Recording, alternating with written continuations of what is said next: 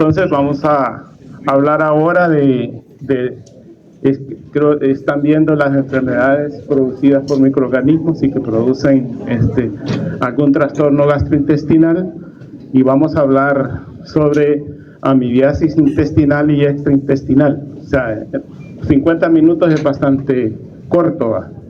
A veces solo para hablar de diagnóstico en otra materia yo me llevo 2 horas, ¿verdad? Imagínense, solo de hablar de diagnóstico. Entonces hoy vamos a tratar de incluir todo acá, un poco de la transmisión, de la patogenia, de manifestaciones clínicas, de diagnóstico de laboratorio y de epidemiología, principalmente la forma de transmisión, cómo se transmite y cómo se previene esta infección. Les voy a contar lo que me pasó sobre problemas que existen en el país sobre el diagnóstico, ¿verdad?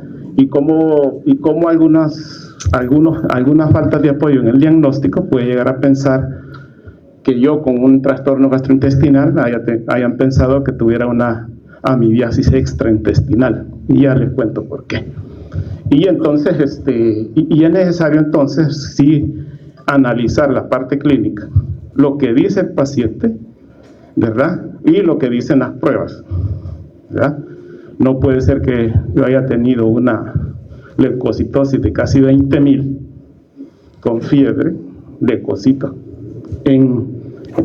¿cómo se llama? En heces, con fiebre por muchos días, y hayan pensado que por una infección gastrointestinal, enteritis, donde inicialmente todas las pruebas adicionales estaban normales, después se descontrola todo, ¿va? Enzimas hepáticas, el examen de orina con alteración, y piensen que sea una extraintestinal, y todo también por un examen mal hecho. Ya les voy a comentar yo qué es lo que pasó con esto. Entonces vamos a hablar de amibiasis intestinal, y vamos a recordar brevemente la gente. Si ustedes quieren leer de entamoeba histolítica, les han de haber hablado, se acuerdan de transmisibles 1, lo que les dijeron. Vamos a describir nada más los factores de patogenia y el papel que desempeñan pues en la producción de las lesiones o de la enfermedad. Los cuadros clínicos, las complicaciones, ¿verdad? Interpretar las pruebas de diagnóstico de laboratorio y las características epidemiológicas, tanto como algunas principales de la amibiasis y de prevención. La amibiasis es el código de la clasificación internacional de enfermedades. Ya existe una clasificación internacional de enfermedades versión 11, pero pues creo que el Ministerio del Seguro sigue utilizando la 10ª, y los códigos han cambiado. Entonces cuando reportan la enfermedad se identifica con este número, que es AO6, que es la amibiasis. Y todas las variantes, pues AO6.1, AO6.2, AO6.3, dependiendo del lugar a donde se desarrolla la lesión. Y en la clasificación, en la nueva que tiene ya la OMS, es la 1A36, o sea, han cambiado estos códigos. Generalmente se mantienen, pero hoy lo han cambiado. Esto es importante cuando ustedes van a ver todos los sistemas automatizados que tiene el Ministerio y el Seguro, donde las enfermedades se clasifican por esos códigos, ¿verdad? Es una enfermedad producida por un parásito exclusivo del humano, es una ameba, si ustedes se acuerdan. La amibiasis es conocido como, el nombre técnico es amoebosis, ¿verdad? Así lo van a ver en inglés, conocido como amibiasis, amebosis, entamoebosis, ¿verdad? O disentería amibiana, ¿verdad? Son sinónimos que los pueden encontrar ustedes. Es una enfermedad generalmente intestinal, ¿verdad? Que afecta el intestino grueso, principalmente el colon ascendente, o del intestino grueso.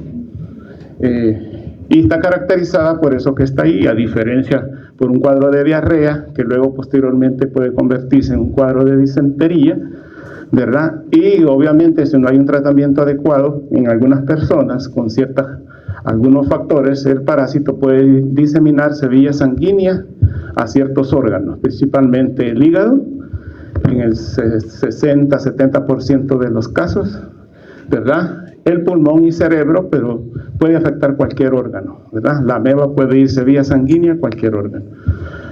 Es bien característica en el caso del hígado la formación de abscesos, y de ahí su nombre de absceso hepático amibiano, ¿verdad? Donde puede llegar a destruir una buena parte del parénquima hepático. Y su prevalencia está determinado por los portadores asintomáticos. ¿Por qué? Porque ¿se acuerdan ustedes que entamoeba histolítica es patógena y entamoeba dispar no? ¿Se acuerdan de eso? Y entamoeba dispar es una ameba muy parecida a entamoeba histolítica, ¿verdad? Entonces suele confundirse en los exámenes de laboratorio. Un buen laboratorista que pasó por aquí les tiene que reportar, como toda la bibliografía internacional dice, cuando él ve algún parásito que parece entamoeba histolítica, pero ya sabe que hay entamoeba dispar, pues se observan quistes y trofozoitos de entamoeba histolítica, entamoeba dispar. Y hoy entamoeba Moskoshki, y hoy entamoeba Bangladesh, porque son iguales. La Bangladesh aquí no se ha reportado. Entonces, ¿qué es lo que va a definir entonces ahora que si de verdad se trata de una ambibiasis? Pues el cuadro clínico que ustedes vean y que tengamos un laboratorio donde se hagan pruebas específicas para entamoeba histolítica, lo cual pues es el problema en el país que no tenemos, ¿verdad?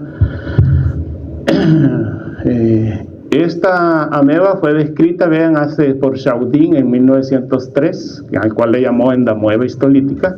Se cree que él murió porque él se autoinoculaba los quistes de entamoeba histolítica y probablemente murió de una amibiasis crónica muy de años, ¿verdad? Pero pues él la descubrió y él se autoinfectaba, ¿verdad? Murió muy joven, como de 30 y pico de años, ¿verdad? A pesar de que fue descrita en 1903, se hablaba mucho de algunas personas que presentaban el parásito y no en las heces y no tenían ni signos ni síntomas ni les causaba nada. Entonces se hablaba de que había una cepa patógena y cepa no patógena, o cepas virulentas y no virulentas. Pero Brun, allá por 1925, propuso la existencia de una ameba parecida que era entamoeba dispar y que no causaba enfermedad. No le creyeron, no le hicieron caso y pasaron casi 72 años, ¿verdad? Donde pues se seguía pensando eso, hasta que en 1993 dos investigadores también a través de estudios isoenzimáticos, bioquímicos, de inmunológicos y moleculares establecieron que sí, que había una especie entamoeba histolítica y otra que era entamoeba dispar, ¿verdad? Y que entamoeba histolítica era la patógena y dispar no, ¿verdad? Y que eran morfológicamente similares. Estos parásitos, si ustedes se acuerdan, tienen dos estadios, el quiste y el trofozoito, ¿verdad? Los trofozoitos son muy asimétricos, que miden de 20 a 40 micrómetros, y los quistes de 10 a 18, creo que aquí tengo no sé si puedo avanzar esto, sí va. Este es un trofozoito de entamoeba histolítica, así se ve en solución salina cuando uno hace una preparación al fresco de las heces, ¿verdad? Con un movimiento muy activo, ahí lo ven ustedes que está emitiendo eutópodos, ¿verdad? Y pues y también el estadio este es el estadio invasivo que se encuentra en los tejidos, en la mucosa intestinal, la que se multiplica, se acuerdan, en la forma vegetativa. Y el quiste es la forma de resistencia, que son esféricos, que pueden tener de 1 a 4 núcleos, ¿verdad? Y que además la única característica morfológica que tiene un microbiólogo para definir cuando está haciendo el examen que de verdad se trata de entamoeba histolítica, esa que está viendo ahí, es que observa que los trofozoitos, esos han ingerido glóbulos rojos, o sea, trofozoitos hematófagos. Esa es la única característica que tienen los licenciados en laboratorio clínico, si es posible, ¿verdad?, de ver los trofozoitos con glóbulos rojos fagocitados. Eso solo hace entamoeba histolítica, no entamoeba dispar, ni la Moskoshki, ni la Bangladeshi, que son morfológicamente similares, ellos no lo hacen. Entonces, pero si vemos un trofozoito como ese, en el cual probablemente no podamos ver que tenga ingerido glóbulos rojos, ¿cómo se hace? Bueno, entonces hay pruebas que se venden en otros países para diferenciar estas especies. en el país, pues creo que nadie los hace. Esta es la morfología que yo les estaba mostrando, la fase de trofozoitos, la fase de quiste, que se acuerdan es la forma de resistencia, es la forma infectante, las que las personas ingieren, ¿verdad? Si nos recordamos el ciclo de transmisión, que en el ciclo 1 vieron ciclo de vida, aquí vamos a ver un ciclo de transmisión, en el cual pues el parásito a través de los quistes, que puede infectar tanto los alimentos, cualquier tipo de alimentos, el agua, o también pues cualquier tipo de contacto directo donde exista un contacto directo con material fecal de otra persona, en este caso pues a través de relaciones sexuales, anilingüo, ¿verdad? En este caso, que la persona tenga quistes, pues, y le laman por allá y obviamente se puede infectar. Igualmente por inoculación rectal, cuando están haciendo un enema y no hay un lavado o no se usa material estéril para hacer esos lavados, se puede también, si ese se ha sido utilizado en una persona que tenga amebas, pues le puede inocular los quistes. Otra forma son, que no está aquí, igual los fomites, ¿verdad? Los fomites se han estudiado mucho en México, donde la amibiasis es bastante frecuente, donde han hecho estudios de dónde se han encontrado los quistes y lo han encontrado hasta en los billetes, ¿verdad? Hasta en los billetes. Imagínense, o sea, nos dan envueltos billetes y lo tocamos y ahí va el quiste. O sea, hay que lavarse las manos, ¿verdad? Y si luego nos la llevamos a la boca, pues nos podemos infectar. Entonces, la forma más común es a través de los alimentos, ¿verdad? Generalmente alimentos que se sirven en la calle, ¿verdad? En las cuales, pues, a veces las mismas personas son portadores de este parásito. Entonces, ingerimos los quistes, con 4 núcleos, que son los infectantes, llegan a la mucosa del intestino grueso, al estómago, resisten la acción del ácido, ¿verdad? Luego llegan al intestino delgado, si ustedes se acuerdan, donde se desenquistan y forman los trofozoitos metaquísticos, ¿se acuerdan? Por cada quiste se van a formar 8 trofozoitos y esos trofozoitos luego, que son muy pequeños, son arrastrados hasta la mucosa del intestino grueso, donde se establecen, ¿verdad? Y una vez pues ahí establecidos se comienzan a dividir, ¿verdad? Si la persona tiene una flora humana normal, una microbiota normal, se alimenta bien, no tiene ningún tipo de desórdenes, no es alcohólico, ¿verdad? No tiene ningún medicamento que le altera la flora, esa ameba pues va a estar allí probablemente sin causar ningún tipo de lesión, aunque en algunas personas sí lo hace, aún inmunonormales. El parásito se reproduce y obviamente cuando es arrastrado por las heces, pues la cantidad de agua va disminuyendo, se acuerdan, en el intestino grueso, y eso hace que los trofozoitos se enquisten y se formen los quistes y se liberen en las heces. En algunos pacientes, obviamente estos trofozoitos pueden penetrar la mucosa intestinal, llegar hasta la submucosa, si se acuerdan, en la submucosa están los vasos sanguíneos, y ahí los trofozoitos vía portal o vía sanguínea pueden irse a otros tejidos. En este caso ahí está ejemplificado el hígado, pero puede irse prácticamente a cualquier órgano. Hay unos que son los más frecuentes, hígado, pulmón y cerebro, ¿verdad? Puede irse aún hasta piel, bueno, a riñón, a vaso, bueno. En este caso es una amibiasis, ¿verdad? Por entamoeba histolítica. En la patogenia, ¿qué ahora podemos hablar de la patogenia? Si bien entamoeba histolítica es un patógeno principal, solo va a causar solo va a causar un cuadro clínico manifiesto en el 90% de las personas. En el otro porcentaje, el 90% van a ser asintomáticos. O sea, van a tener la ameba ahí y no les va a causar daño. El 90% son asintomáticos y el 10% van a presentar manifestaciones clínicas. Perdón, si no me...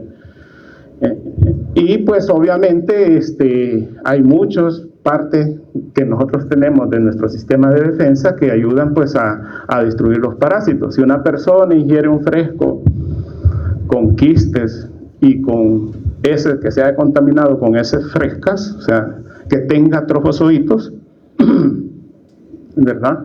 Y esa es una forma. Los parásitos que tienen solo formas de trofozoitos, ¿se acuerdan? Pentatrichomonas hominis, que son flagelados. La única forma de que yo me haya contaminado es que haya ingerido comida con heces frescas, porque son trofozoitos los que estoy ingiriendo, ¿verdad? En este caso pueden ser las dos, pero el problema es que el ácido del estómago destruye rápidamente los trofozoitos, ¿verdad? No pasan, pero los quistes sí, son muy resistentes, así como son resistentes al cloro, igualmente son muy resistentes al ácido. Ellos llegan, entonces esa sería nuestra primera línea de defensa, ¿verdad? Los ácidos del estómago, el ácido del estómago. La segunda línea de defensa sería la capa de mucina que tenemos nosotros en el intestino. Eso no permite que la capa de mucina tiene una capa, la podemos dividir en dos partes, una externa y una interna, y la externa y la interna es muy accesible para las bacterias, pero la externa, pero no la interna, ¿verdad? Y esa competencia de las bacterias, ¿verdad?, por las hidrolasas que van mezcladas en el contenido pues alimenticio, junto con otras enzimas que producen las bacterias, degradan la GAL-NAC, ¿se acuerdan ustedes de eso? Que es la principal lectina de adherencia entamoestolítica. Ellos entonces, de alguna manera, ellos mantienen esa a raya la entamoestolítica y que no llegue esa lectina a unirse a la capa interna de la mucina, que ahí tiene su receptor.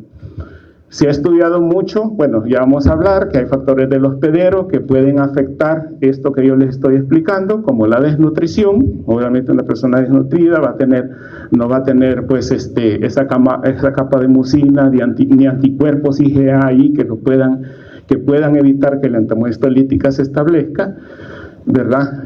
El 73% de las amibiasis invasoras pues está muy relacionado con la desnutrición. Amibiasis invasora me refiero a las amebas que son capaces de causar lesiones histopatológicas en la mucosa intestinal. El alcoholismo igual pues altera la flora. Hoy se ha estudiado mucho esto de la microbiota. El uso de corticosteroides también afecta pues el efecto que tiene el sistema inmune sobre esta ameba. Igual pues hay factores genéticos que son los receptores de lectina, si ustedes se acuerdan tiene que ver con la, ¿cómo se llama?, con la sensación de hambre que puedan tener los niños. La falta de esto y la desregulación de esta hormona pues hace que los niños sean más propensos a que entamoestolítica se establece en la mucosa intestinal. Hay factores ambientales, que es lo último que se ha estudiado, que es una microbiota humana normal formada por Clostridium, por Bacillus, por bacteroides, por Fusobacterium, y hay lástima que no hicimos esa discusión el año pasado, el ciclo pasado, donde hoy vamos a ver todos esos géneros de microorganismos que están en la microbiota intestinal y que ayudan mucho a la, ¿cómo se llama?, al no establecimiento de ese parásito con la capa de mucina. Pero hay otros que cuando hay un desorden por tratamiento con antibióticos, por ejemplo, o por trastornos gastrointestinales, donde la microbiota sufre alteraciones, si hay bacterias, por ejemplo, se ha comprobado como Prevotella, que facilita, entra en una asociación con la ameba y facilita el establecimiento de esa ameba a la capa de mucina, a la capa interna de mucina. Entonces, esto tiene que ver con los factores que un huésped puede tener. Hoy veamos lo que... ¿Qué pasó?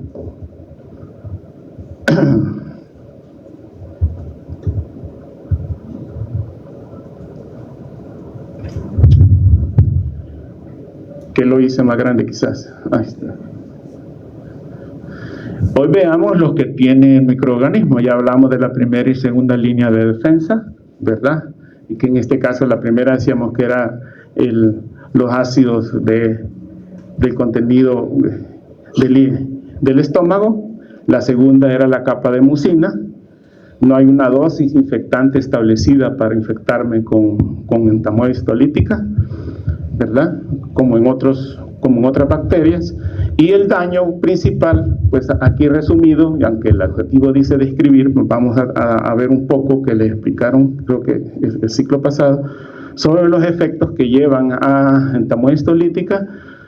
Se ha estudiado mucho, hay muchos factores de patogenia, y los factores que llegan pues a destruir ese enterocito, la capa de mucina y los enterocitos. Entonces hay tres eventos principales, que son la muerte celular, y luego pues debido a esta muerte celular y la estimulación del sistema inmune, el proceso de inflamación, más que todo por el papel de los neutrófilos, ¿verdad? Y luego pues la capacidad del parásito, de una vez establecido y destruida la capa de enterocitos, la capacidad que tiene de producir enzimas que degradan la colágena y penetrar hasta la submucosa. Entonces produciendo obviamente pues un daño. Entonces el primero es la muerte celular. Ahí, si bien nosotros producimos glicosidasas en el intestino, también el parásito los produce y él los utiliza para degradar un poco esa capa externa de mucina. Una vez ocurre eso, pues la lectina GALNAC se establece o se une a los residuos de carbohidratos que están en la capa interna, se adhiere, ¿verdad?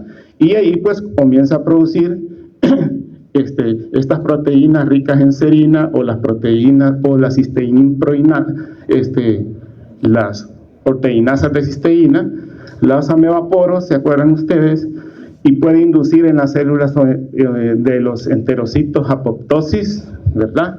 Igualmente puede fagocitar los restos celulares, igualmente puede producir trogocitosis, que eso es una característica que tiene la ameba, que es como estar mordisqueando la superficie de los enterocitos. Obviamente eso va a alterar al enterocito. ¿Y para qué le sirve esa característica? Que también el parásito puede absorber antígenos de superficie de los enterocitos a su superficie a través de ese proceso. Entonces esto pues hace que sea muy resistente, por ejemplo, entonces a la acción de anticuerpos como la IgA. Obviamente todo esto va a producir una respuesta inflamatoria, en este caso una inflamación. Hay un factor inhibidor de macrófagos que produce entamoeba histolítica, pero principalmente induce en los enterocitos la producción de interleuquina 1 y la interleuquina 8. Si ustedes se acuerdan, son potentes interleuquinas que promueven la inflamación, ¿verdad? Y además de factor de necrosis tumoral alfa. Todos estos producidos obviamente van a inducir la llegada de neutrófilos, y obviamente los neutrófilos, a tratar de destruir las amebas, los trofozoitos que están ahí, obviamente también va a destruir nuestras células, los enterocitos. Otra forma de cómo estar destruyendo enterocitos. Entonces, él ya destruyó esto, y lo que sigue es invadir, en este caso, al más interior de la mucosa, ¿verdad? La muscular de la mucosa, luego llegar a la submucosa, donde, si ustedes se acuerdan, están los vasos sanguíneos, y hay colágena. Esto lo hace pues a través de estas enzimas, además de los amebaporos, las proteinasas, que es igual de producir proteinasas de cisteína que degradan los factores de complemento como C3A y C5A, que se acuerdan que son anafilotoxinas, ¿verdad? Además suprime la actividad de los macrófagos y también la capacidad de las células presentadoras de antígenos de procesar antígenos de entamoeba histolítica, inhibiendo pues ese proceso de presentación de antígenos que tienen algunas células en la mucosa intestinal. Entonces prácticamente se habla de que este parásito suprime un poco la respuesta inmune celular y ¿verdad? Que él es muy útil para seguir estando en ese sitio. Entonces, ¿el qué va a pasar? Va a producir esto, Estas son las lesiones típicas o úlceras que producen entamoeba lítica en la mucosa del intestino grueso, donde vemos cómo se han sido destruidos los enterocitos, ha llegado hasta ha roto la muscular de la mucosa y está ya en la submucosa, ¿verdad? Una característica que tienen ellos es que generalmente ellos se expanden lateralmente. Una vez que llegan hasta la submucosa, ya no siguen como penetrando, obviamente está la capa muscular que le ofrece resistencia, entonces lo que hace es irse hacia los lados. Entonces vamos a tener un pequeño huequito donde rompió y destruyó los enterocitos, donde entró, comenzó a producir todas las enzimas necesarias llegó hasta la submucosa, destruir toda la colágena y todo el tejido que está acá y extenderse hacia los lados. Entonces esta es la típica úlcera de entamoeba histolítica, producida por entamoeba histolítica, que se conoce como úlcera en botón de camisa. ¿Ven? Este como que fuera el hilo y este es el botón. Este es el hilo y este es el botón. Vean que se extiende hacia los lados. Entonces así lo reportan los patólogos. La lesión histopatológica típica que produce entamoeba histolítica. Obviamente, pues aquí hay vasos sanguíneos, obviamente aquí va a estar saliendo sangre, aquí hay un acúmulo de detritos celulares, pus, ¿verdad? Que en pacientes con disentería, obviamente todo eso va a salir en las heces. Vean, imaginémonos esto solo es una, aquí vemos una donde ya destruyó casi toda la submucosa, y esta es otra donde sí está más, se ha extendido mucho, ha destruido bastante la capa de la submucosa y la mucosa, y solo está la capa muscular, y si ustedes ven ya está destruyendo la capa muscular. Si esto no se da, obviamente esto le va a doler al paciente, le va a presentar cuadros clínicos complicados. Si no recibe un tratamiento y la ameba va a seguir destruyendo, pues puede llegar hasta la serosa y perforar el intestino, que ya sería una complicación, ¿verdad? Ya lo vamos a ver, de la amibiasis. Aquí vemos un acercamiento de la mucosa del colon, donde vemos las múltiples úlceras producidas por entamoeba histolítica. Vemos la pequeña orificio por donde entró la ameba y la base bastante ancha. ¿Verdad? Si lo viéramos al revés, es como, por eso le dicen úlcera en botón de camisa, ¿no? Ahí se ve, obviamente esto a veces está sangrando, ¿verdad? Aquí ya se ve como que lo han lavado, pero aquí se ve algunas partes de pus. Todo esto sale con las heces, ¿verdad? Las úlceras son más frecuentes en estos sitios anatómicos, en la región ileocecal, el sigmoides y el recto, y obviamente son muy dolorosas cuando afecta toda la mucosa del intestino grueso. Entonces, cuando hablamos de amibiasis, hablamos se clasifican en dos cuadros principales, la intestinal y la extraintestinal. Entonces, conocida como la amibiasis intestinal con su clasificación. Eso depende, esta es la clasificación que trae la medicina interna de CECI. La amibiasis intraluminal, o también conocida como amibiasis asintomática, ya vamos a hablar. Luego está la colitis amibiana, que se clasifica en dos, que es la colitis amibiana no disentérica y la colitis amibiana disentérica. Y luego la colitis gangrenosa, que es una forma grave, complicada de la colitis amibiana. Y la amibiasis intestinal, que como yo les decía, cuando las amebas alcanzan la circulación portal a través de una úlcera, que probablemente hay un vaso sanguíneo ahí muy cercano, y esa ameba puede llegar pues al hígado, que es el primer, por circulación portal, es el primer lugar donde va, pero puede irse al pulmón, al cerebro, al vaso, al riñón, al corazón, al peritoneo y a la piel. Puede irse prácticamente a cualquier órgano, pero esos son los más frecuentes. Les dije hígado, pulmón y cerebro, son los más frecuentes. Y de esos tres, el hígado, que son la mayoría de los casos de amibiasis intestinal se reportan en el hígado. Entonces, esta es la clasificación. Hablemos un poco de cada una de ellas. El cuadro clínico de Veamos el cuadro asintomático. Les decía que de los pacientes que están infectados con temoides lítica, el 90% no van a presentar síntomas y es esa amibiasis intraluminal o asintomática.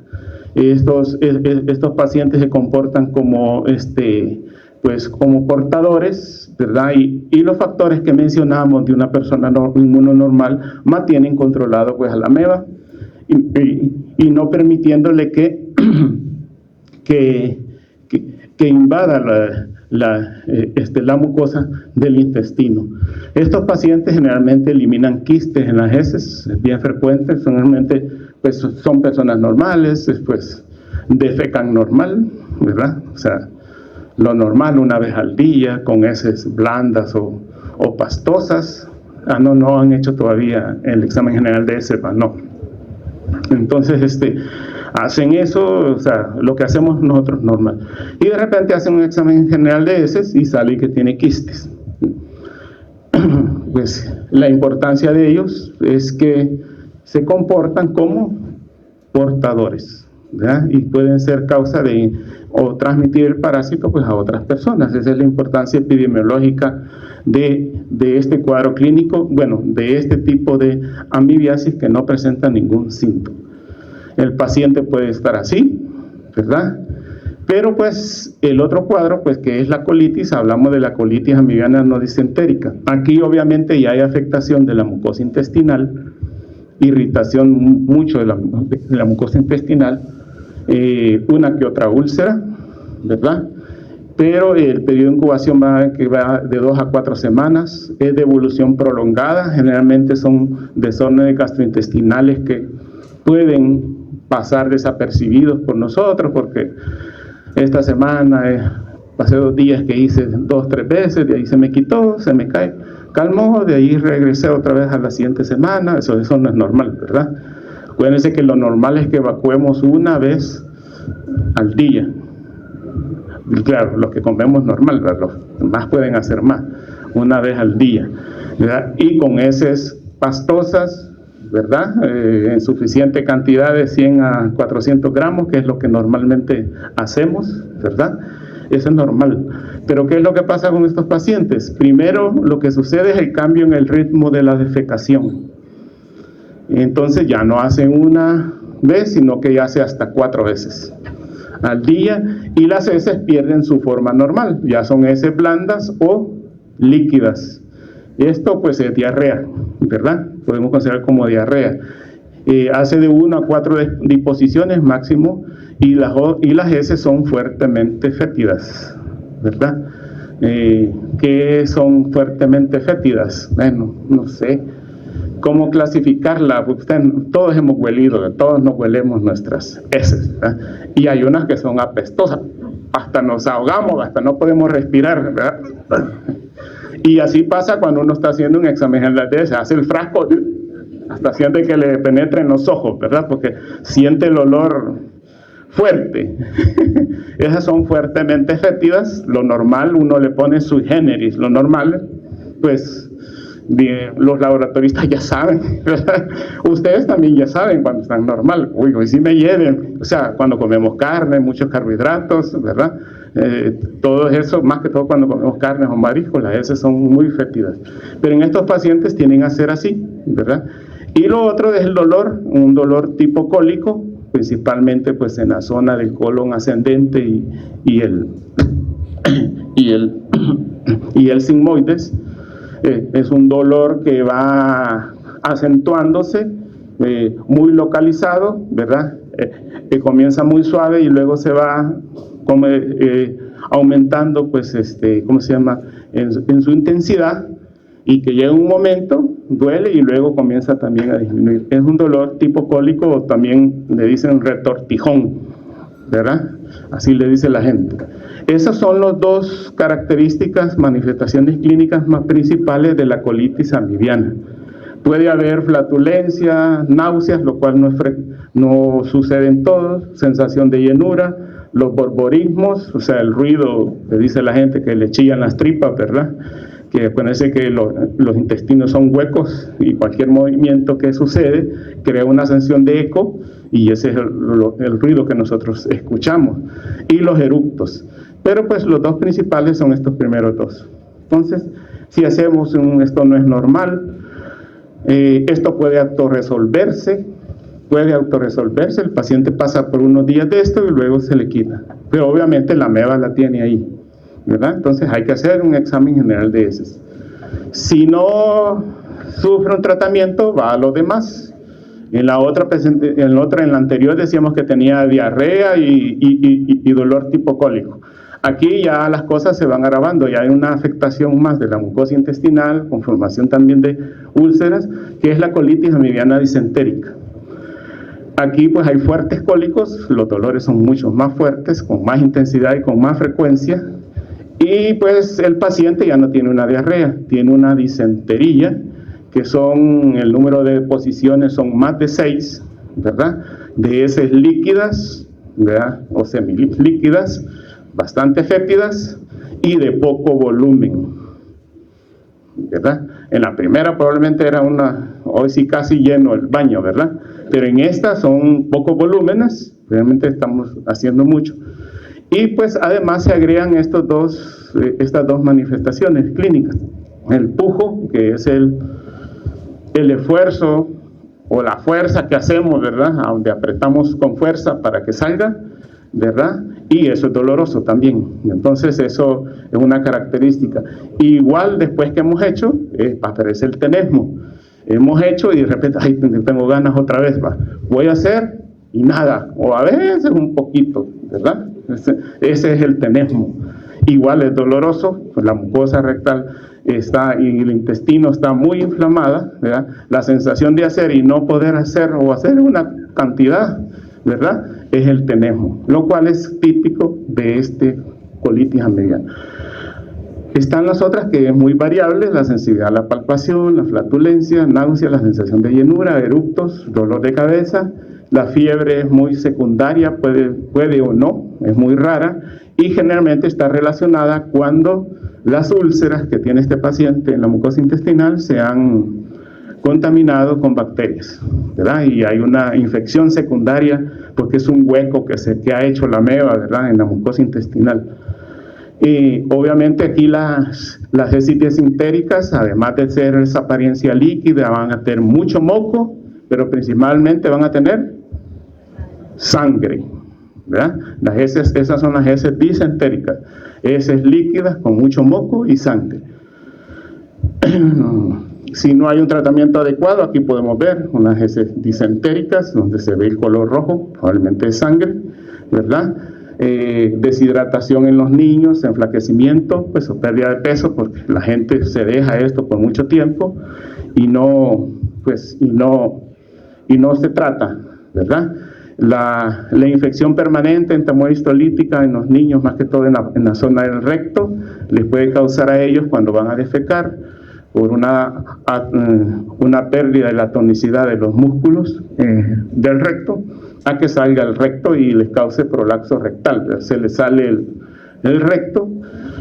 Antes esto es bien común de otra parasitosis, y esta si es progresiva no se autorresuelve, si no hay un tratamiento adecuado puede seguir y agravarse cada vez más, ¿verdad? Es bien característico cuando se hace un examen de heces que en las heces de ellos tengan trofozoitos hematófagos, y los cuales pues el laboratorista clínico tiene que reportar.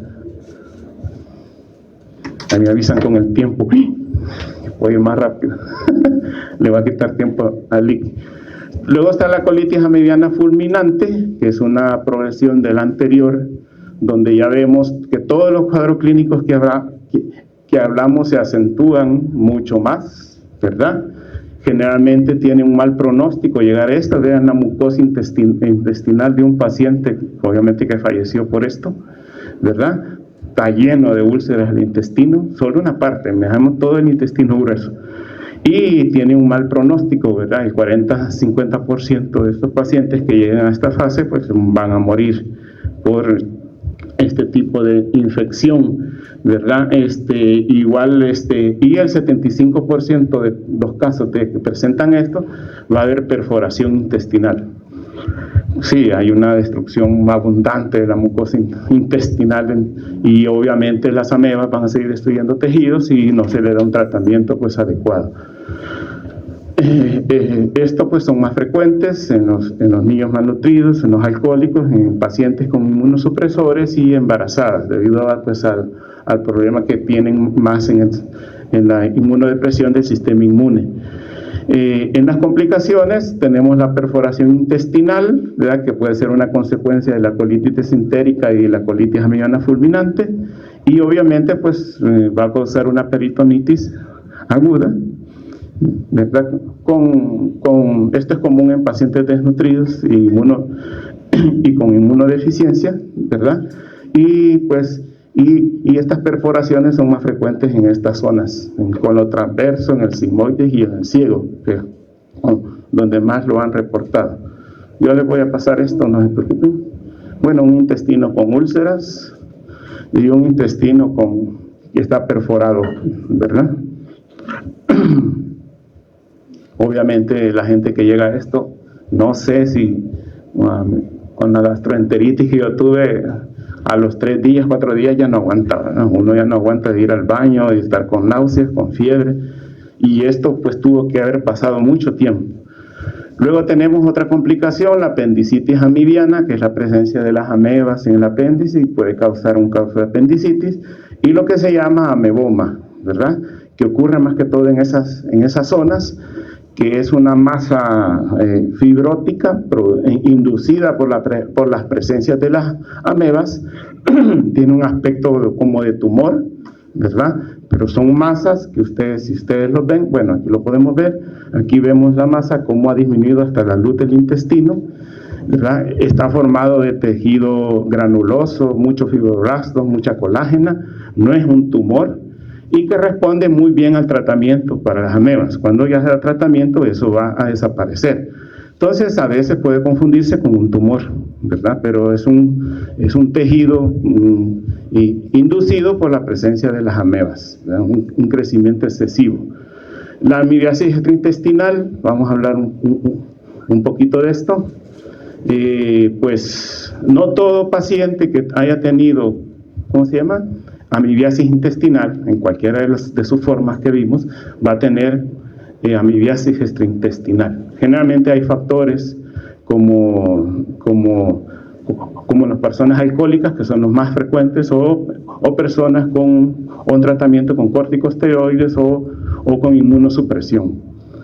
Y no necesariamente yo tuve que haber tenido un cuadro intestinal para tener esto. A veces ha habido casos en que el paciente no ha tenido ni un cuadro intestinal, o probablemente si pasó fueron un día de diarrea y eso pues hasta ahí llegó, pero una ameba de esas logró llegar a la sangre y llegar al hígado, ¿verdad? Y no haber causado ninguna manifestación intestinal.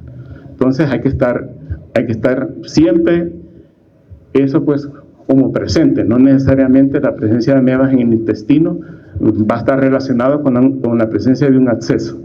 Los órganos donde es más frecuente, yo les dije, hígado, pulmón y cerebro, pues puede afectar cualquier otro órgano, y el más frecuente es en el hígado, donde se le conoce como absceso hepático amibiano. Por cierto, en la gastroenteritis que yo tuve, pensaron que era un absceso hepático amibiano. Ya les voy a comentar. Es más frecuente en hombres. Probablemente algunos estudios sugieren que porque el hombre tiende a tomar más, ¿verdad? Y eso está relacionado, ¿verdad?, con que el 70% de todos los casos de amibiasis intestinal ocurren en el sexo masculino. Solo un 10 o un 35% de los pacientes que tengan un cuadro, por ejemplo, en este caso de absceso hepático amibiano, van a presentar cuadro intestinal o han presentado cuadro intestinal. O sea, es muy bajo. Y en el 60% de los casos, en el caso del hígado, está localizado en el lóbulo derecho. Generalmente son únicos, es un absceso único, vean, este es enorme, ¿verdad? Donde llega la ameba y comienza a destruir todo el parénquima hepático. Esto forma una bola bastante grande llena de un líquido chocolatoso como este. Este es un líquido de un absceso hepático, ya no hacen punciones de este tipo, ¿verdad? Donde obviamente pues cuando buscan las amebas acá no las van a encontrar, porque las amebas están en las paredes del absceso, ¿verdad? Y cuando están suspendidas en ese líquido se mueren. Entonces, por eso las punciones no son tan efectivas cuando uno busca la ameba aquí. Aquí vamos a encontrar solo trofozoitos, ¿eh? En los tejidos no van así que entramos quistes, no. Aquí solo trofozoitos de entamoeba histolítica. Aquí están las manifestaciones clínicas. Vean que son, pues, bueno, además del dolor en la zona hepática que se irradia la espalda, hay muchas manifestaciones generales como fiebre, malestar general, anorexia, pérdida de peso y hepatomegalia. Entonces luego tenemos dolor en la zona hepática, escalofríos, náuseas, vómitos, tos y disnea. Esto es tratable cuando se detecta a tiempo. No ocurre lo mismo cuando es en el cerebro, ¿verdad? Bueno, así que el hígado tiene, ya me está sonando la alarma, ya me faltan 5. ¿Qué les estaba diciendo? Yo tuve una gastroenteritis por 12 días, bajé bastante de peso. Comenzó con el Día del Padre, yo me acuerdo, el Día del Padre por unos tacos, ya les puedo decir de dónde si quieren bajar de peso. Yo digo que eso fue porque es lo único diferente que comí, solo yo. Y como es domingo, ahí el martes, el Día del Padre ya me comenzó. El miércoles, vine acá, me hice un examen de ese, por eso lo digo, no salió nada. Mi esposa, que trabaja en un laboratorio, me hicieron los análisis, los leucocitos ya daban como 15,000, con neutrofilia de un 80%, neutrófilos, imagínense. Y ya tenía fiebre el miércoles. Hicieron hemocultivo, ¿verdad? Me tomaron exámenes, hemocultivo. Bueno, le consulté a mi hijo, que es médico, hace testes. Y pues, y antibiótico, ¿verdad? Y eso, el día no tenía vómitos. El día jueves ya comencé con vómitos y la diarrea sin parar, no sé cuántos días veces al día, con la fiebre, pero ya estaba tomando antibiótico. Me volví a hacer los exámenes el jueves, pues salieron todos los exámenes de orina, el hígado, obviamente el hemograma salió elevado, siempre, ya llegando a los 18,000, ya estaba subiendo más, ¿verdad? El viernes igualmente me siguió, mucho más grave, yo me sentía más, le volví a hablar, mira, es esto, no, andate al seguro, ¿no? Me fui al seguro, no me fui ese día, me fui hasta el sábado, porque la fiebre seguía. Llegué y pues me hicieron los exámenes, ¿verdad? Y todo alterado. Por cierto, las enzimas hepáticas, como bien raro, doctora, porque ya las enzimas hepáticas ya estaban aumentadas. El examen de orina está todo. Entonces, pero lo principal, el hemograma estaba casi 19,000 y algo. Entonces, me dolía más aquí en la zona baja, no me acuerdo.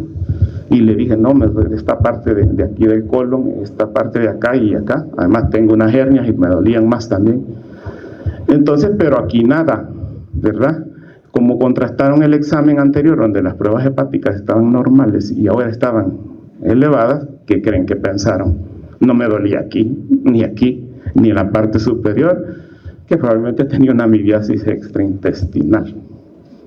¿Por qué? Porque en el examen de heces que yo me había hecho 2 días antes, me lo hice el miércoles y el jueves, no salían entamoeba histolítica, me salían leucocitos y macrófagos. El principal error que tienen los laboratoristas clínicos, y el licenciado lo sabe, y lo que estamos, es confundir los macrófagos con entamoeba histolítica. Vieran cómo nos peleamos nosotros. Y vieran cómo yo le dije al doctor, mire, yo sé que no tengo eso, si ayer me lo hice y las amebas no van a reproducirse grandemente de un día a otro, o sea, no lo van a hacer, no lo hacen. Pero claro, a quien creen que el médico le creyó. al examen del seguro, que decía en una muestra líquida, primero quistes, 3 cruces. Eso no ocurre.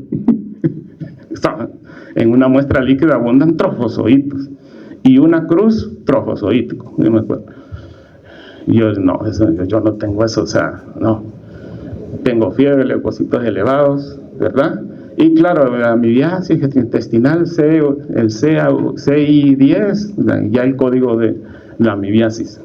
Y pues ceftriaxona, va a inyectarme ceftriaxona y metronidazol, porque pensaron que era un absceso. Me hicieron una ultra ya no me hicieron más, pero no salió nada, solo que el intestino estaba inflamado.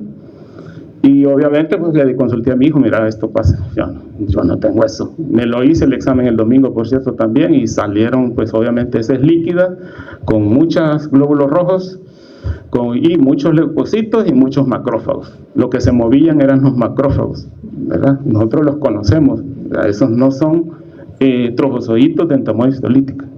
Y ese es el principal error que tienen muchos laboratoristas, ¿verdad? Nosotros que enseñamos eso, pues nos cuesta, ¿verdad?, ejemplificar y decirles el valor que tiene hacer un buen y reconocer los parásitos y lo que significa reportar un parásito que no es. Nosotros por eso cuando le hacemos los prácticos, ¿va?, cuando a un artefacto les ponen el nombre de un parásito, 0. No puede ser que estén reportando a una gota de grasa, una gota de una burbuja de aire, en quiste, no.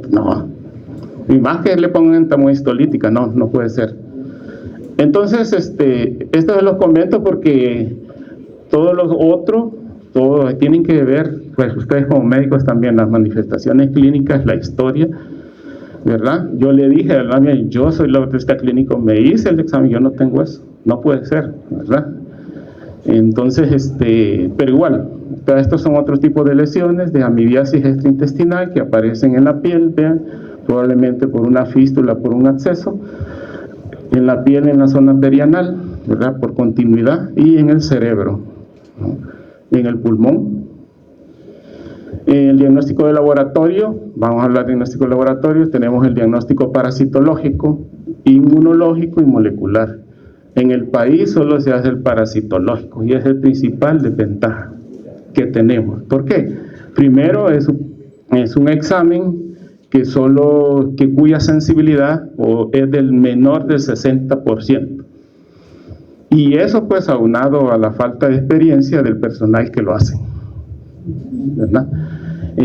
Aquí a veces es recomendable, más que todo cuando son portadores, al menos 3 exámenes en días diferentes, y eso aumenta un poco la sensibilidad del resultado del examen, donde se van a reportar obviamente los quistes y trofozoitos con la consistencia de las heces y otras características, y tiene sangre, ¿verdad? Y el laboratorio tendría que reportar, si yo solo veo quistes y trofozoitos y no veo otra característica como trofozoitos con glóbulos rojos en su interior, si no veo eso, entonces voy a reportar, se observan quistes o trofozoitos de entamoeba histolítica, entamoeba dispar, o cualquiera de las otras amebas que yo les mencioné anteriormente. ¿Por qué? Porque son morfológicamente similares, ¿verdad? Pero pues la gente, si ustedes pues solo leen entamoeba histolítica, entonces el laboratorista vio la entamoeba histolítica. Lo cual ahora hay muchos estudios donde han demostrado el falso prevalencia alta de la amibiasis, ¿verdad?, cuando se hacen estudios moleculares. Con lo que se ve en el examen, ¿verdad?, los trofozoitos, no sé si se ve, le voy a quitar tiempo al licenciado, los trofozoitos muy activos, con movimiento unidireccional, con un pseudópodo único, ¿verdad?, el movimiento progresivo, eso es entamoeba histolítica o entamoeba dispar. Es igual, ¿verdad? Y pues estas son las técnicas que deberíamos de tener. La inmunodetección, ya sea a través de detección de antígenos en heces o antígenos en sangre. cosas que por lo menos hoy ya hay hasta pruebas rápidas. No sé si han visto las pruebas rápidas donde solo le pone una gotita y se ve una línea, ya las venden, ya no sé por qué aquí no las traen, que sería de gran ayuda, ¿verdad? Para un laboratorista que solo ve quistes de entamoeba histolítica, pues hace una prueba para descartar de que, y si le sale negativa, probablemente lo que esté viendo es entamoeba díspara y no histolítica, ¿verdad? Entonces, que estas sí diferencian, hay pruebas basadas en pruebas de ELISA, también de detección de antígenos, con muy alta sensibilidad, ¿verdad? Donde se detecta a través de estudios, estas se ocupan en estudios de investigación, donde se hace ¿cómo se llama? La real prevalencia de este parásito. Luego existen pruebas serológicas, las cuales son muy útiles, más que todo cuando hablamos de amibiasis extraintestinal, no para el intestinal, ¿verdad? Los anticuerpos generalmente aparecen de unos 7 a 14 días, ¿verdad? Y la desventaja de estas pruebas es que los anticuerpos en un paciente con amibiasis invasora, o sea, que ha invadido la mucosa intestinal, pueden permanecer por años.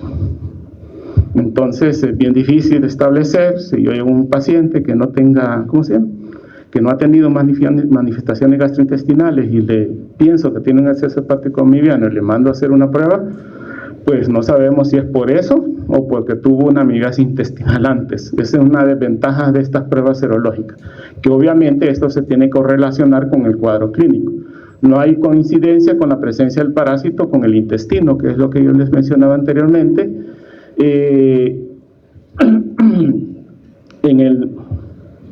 Ya me faltan 5.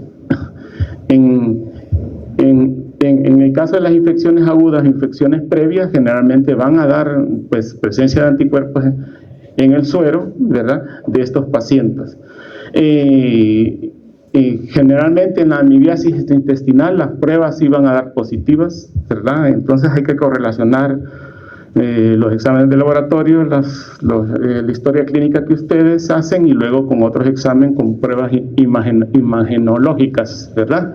Una tomografía, un TAC, ¿verdad? Una ultra, que les puede ayudar pues a definir de que aunque veamos un acceso, pues se ve un acceso, pero pues por un examen imagenológico no pueden decir que es entamoeba histolítica, puede ser de origen bacteriano. Entonces estas pruebas nos pueden ayudar mucho a definir que si de verdad se trata de entamoeba histolítica.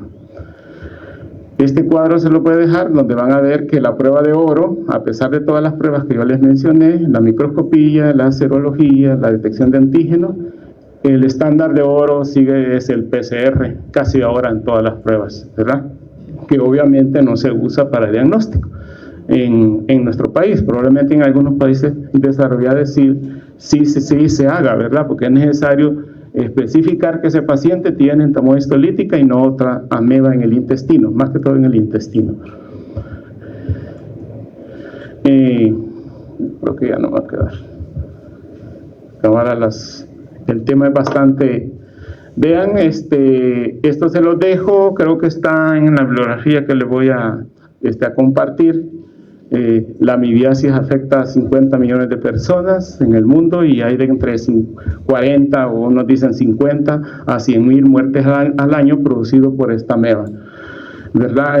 Hay una sobreestimación de la frecuencia de entamoeba histolítica, principalmente producto de los exámenes generales de heces que se hacen y la costumbre de reportar entamoeba histolítica y no hacer otras pruebas para diferenciar especies, ¿verdad? Eso hace que es necesario que en algunos países como Colombia, en Cuba y en otros en Sudamérica hayan hecho estudios y hayan establecido que la prevalencia real que establecía que era un 30-40% de casos de los trastornos gastrointestinales eran por amebas, resultó que solo era en algunos estudios el 1%. Ya al realizar pruebas moleculares identificando entamoeba histolítica. Probablemente era otro trastorno gastrointestinal, pero la ameba que tenía no era entamoeba histolítica. Entonces esto es necesario reevaluar la frecuencia o la incidencia de esta infección en nuestro país para ver en qué valores anda. Porque es frecuente encontrar que reportan entamoeba histolítica aquí, y pues tal vez sea entamoeba díspara. El reservorio es el humano, principalmente adultos jóvenes de ambos sexos, y obviamente los portadores crónicos, que son muy importantes para la diseminación del parásito. Un portador crónico, un portador asintomático, diariamente produce 15 millones de quistes. Imagínense a alguien que el que vende tortas, el que vende los frescos, tenga esto, ¿verdad? Y no tenga como formas adecuadas de manipular los alimentos, no pueden llegar pues a contaminar los alimentos que preparan. Los niños son los más afectados en cuanto a los cuadros clínicos, tienden a ser más graves en ellos, generalmente en los niños menores de 5 años. Y la transmisión ya la habíamos hablado, ¿verdad? Cuando hablábamos, donde es la más frecuente es la ingestión de alimentos, ¿verdad? Y con el agua, pues los quistes son muy resistentes al cloro. El tratamiento normal con ¿cómo se llama? Con cloro no le hace nada, pues a los quistes. Ya me están, hasta aquí vamos a llegar para no quitarle tiempo al licenciado. ¿Ah? Ahí en Tacoloco, ahí en Santa Tecla. Sí, vean que todos estos factores están en la bibliografía. Les voy a eso lo voy a dejar con el doctor, la presentación y la bibliografía donde vean esta parte. Leen la parte de los factores que intervienen para que uno adquiera la amibiasis y también las formas de prevención. De todos modos las van a leer acá. Y si quieren leer más, pues les voy a dejar esta bibliografía. Un artículo de estos está bien interesante donde habla de la parte epidemiológica. Bien, no sé, preguntas, si no